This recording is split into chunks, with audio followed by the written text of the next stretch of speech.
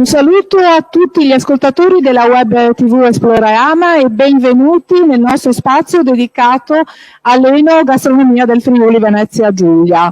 Abbiamo in collegamento con noi il direttore dei viticoltori friulani La Delizia di Casarsa e do il benvenuto e il buongiorno al dottor Mirko Bellini. Buongiorno Mirko. Buongiorno, ciao Elena.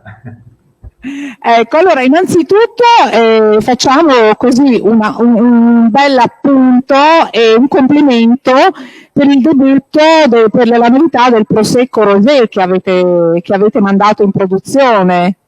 Beh, è la novità dell'anno. Il consorzio del Prosecco ha emanato il disciplinare e ha messo a disposizione delle cantine e dei consumatori questo nuovo prodotto che è il Prosecco Rosé. Va a completare e ampliare la gamma del mondo del Prosecco e Prosecco sempre di più brand e sempre di più un brand con le debite proporzioni, però che fa un percorso analogo fatto quello delle bollicine importanti e quindi di champagne in primis. Ecco, io però vorrei entrare nello specifico e approfitterei di avere te qui con noi, che comunque rappresenti una grossa realtà della regione per quanto riguarda appunto il settore dei vini, dei produttori dei vini, perché questo è un momento molto delicato, è un momento nel quale ovviamente tutti, ma ci sono settori in particolare che stanno soffrendo tantissimo della situazione. Ecco, io vorrei capire voi come state affrontando questo periodo difficile e anche qual è il vostro pensiero. Ma l'abbiamo affrontato come tutti, in primis il pensiero dal punto di vista sanitario, perché il Covid abbiamo visto che non è una cosa da scherzare. E isolarci per isolarlo è l'unica cosa che possiamo fare purtroppo in questo momento, purtroppo per aziende che vivono di vendita, purtroppo per aziende che stanno sul mercato, però non abbiamo nessun'altra arma fin quando non arriverà il vaccino e fin quando non si avrà un aumento della temperatura. È stato un anno pesante e nel quale come azienda abbiamo fatto sistema e per la prima volta abbiamo visto che i sistemi territoriali, i sistemi di filiera hanno sostenuto interamente quello che era il loro mercato. Sono venuti meno i sistemi centrali chiaramente. Adesso bisogna ripartire.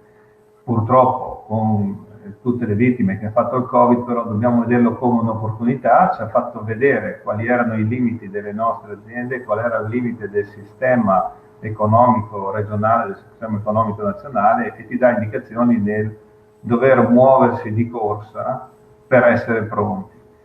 Arriverà forse questo recovery fund, probabilmente arriveranno i fondi, ci saranno delle occasioni commerciali, però a parte la vendita, importante è intervenire con una ricostruzione delle aziende, adattare le aziende a quelle che sarà la nuova maniera di lavorare, la nuova maniera di produrre, la nuova maniera di commercializzare.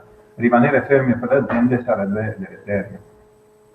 Ecco, quindi diciamo che questa pandemia ha cambiato anche gli assetti, anche dell'economia, dell'imprenditoria, perché ha dato comunque ha cambiato il modo di lavorare, il modo di porsi sul mercato, il modo anche di pensare diverso, perché comunque quello che era ieri non sarà più domani.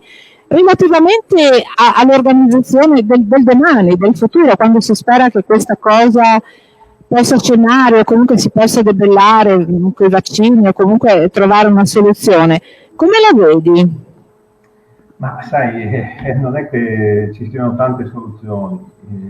Qui il rischio è di ristrutturare le nostre aziende e non di rifondarle o comunque ricostruirle per quello che è il post pandemia.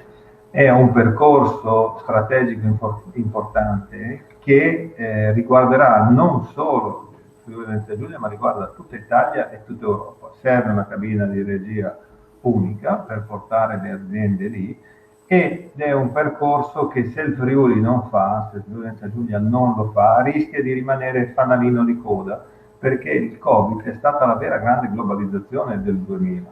Ha fatto vedere che siamo tutti uguali, però c'erano già delle aziende, c'erano già dei mercati che erano più avanti di noi, quindi la necessità è indispensabile. È chiaro che in questo momento va sostenuto l'intero comparto e l'intera filiera, fino ad arrivare a tutta quella che è il raggiungimento del cliente finale.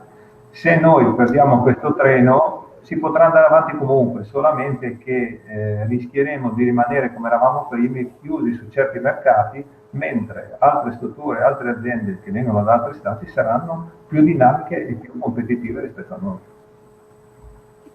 Bene, Mirko, noi ti ringraziamo tantissimo di essere stato ospite qui con noi, avremo modo magari di approfondire anche altri argomenti e perché no, di venire a trovarti direttamente in azienda, così vi vediamo un po' all'opera, vediamo un po' le belle cose che fate. Ecco, un saluto quindi, un saluto quindi al direttore dei viticoltori friulani dell'edilizia Mirko Bellini, un saluto a tutti i nostri ascoltatori qui della Web TV Esploreama, dal Record Space di Cittafiera. Al prossimo appuntamento con l'enogastronomia del Friuli Venezia Giulia. Un buon proseguimento a tutti. Arrivederci, grazie.